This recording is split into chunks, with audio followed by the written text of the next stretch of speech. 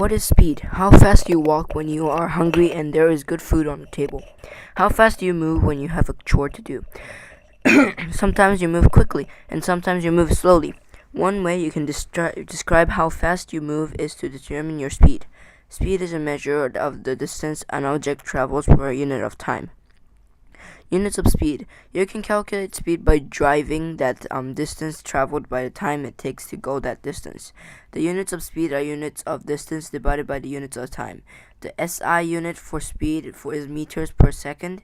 Other units are shown in Table 1. What units of distance and time are used in this example?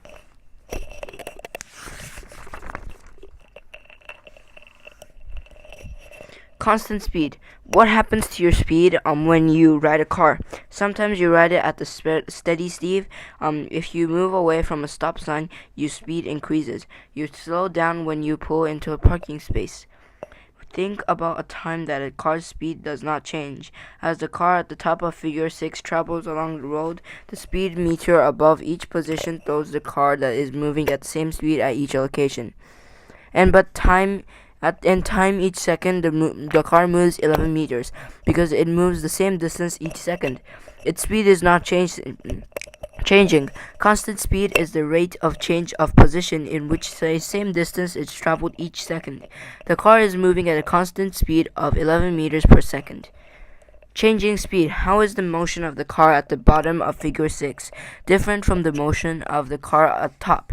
Between 0 seconds and 2 seconds, the car at the bottom travels about 10 meters. Between 4 seconds and 6 seconds, however, the car travels more than 20 meters because the car travels a different distance each second. Its speed is changing. If the speed of an object is not constant, you might want to know its speed at a certain moment. Instantaneous speed is a speed at a specific instant in time. You can see a car's instantaneous speed on its speedometer. Average speed. Describing an object's speed is easy if the speed is constant, but how can you describe the speed of an object when it is speeding up or slowing down? 1A is to calculate its average speed. Average speed is the total distance traveled divided by the total time taken to travel that distance.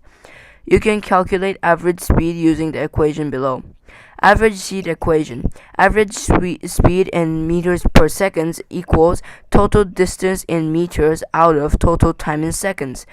V equals d out of t. The symbol V/B represents the term average velocity. You will read more about velocity and how it relates to speed later in this lesson. However, at this point, /B is simply used as a symbol for average speed. The SI unit for speed, meters per second, is used in the above equation. You could instead use other units of distance and time in average speed equations, such as kilometers and hours. Distance time graphs. The Kentucky Derby is often described as the most exciting 2 minutes it starts. The thoroughbred horses in this race run for a distance of 2 kilometers. The speeds of the horses change many times during the race, but figure 7 describes what a horse's motion might be if its speed did not change. The graph shows the distance of a horse might travel when distance measurements are made every 20 seconds. Follow the height of the line from the left side of the graph to the right side. You can see how the distance of the horse ran changed over time. Graphs like the one in figure 7 can show how one measurement compares to another. When you study motion, 2 measurements frequently compared to each other are distance and time. The graphs that show these comparisons are called distance time graphs. Notice that the change in the distance the horse ran around the track is the same each second on the graph. This means the horse was moving at a constant speed. Constant speed is shown as a straight line on the distance time graph. Comparing speeds on the distance time graph. You can use distance time graphs to compare the motion of 2 different objects. Figure 8 is a distance time graph that compares the motion of 2 horses that ran in the Kentucky Derby.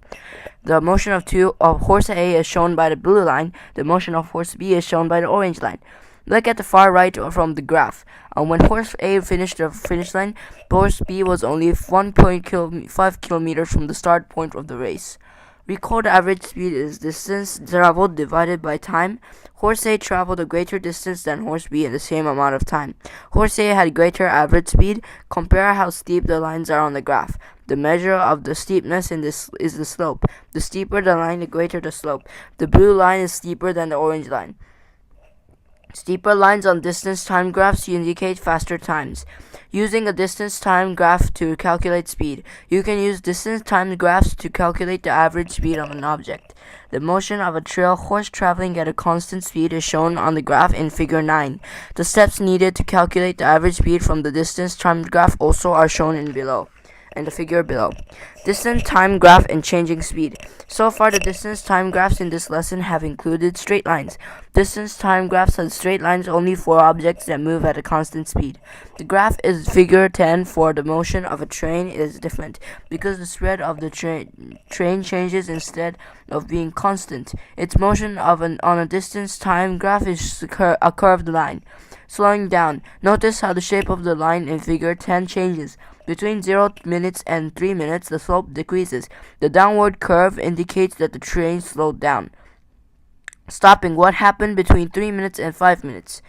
The line during these times is horizontal. The train's distance from the starting point remains 4 kilometers.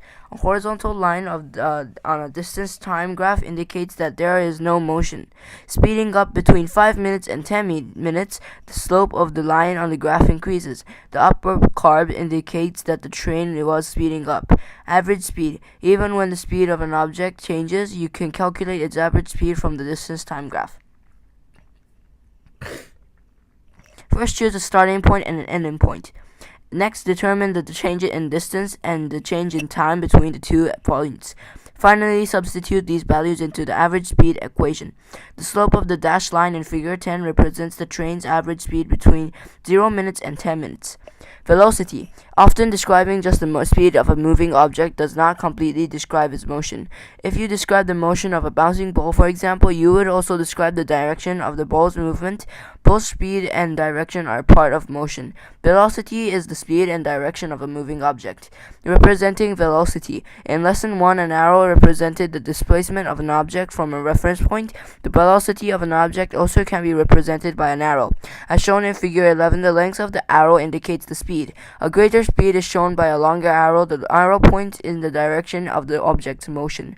In figure 11, both students are walking at 1.5 meters per second, but because of the speeds are equal, both arrows are the same length, but the girl is walking to the left and the boy is walking to the right.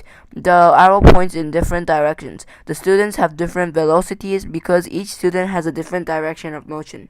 Changes in velocity.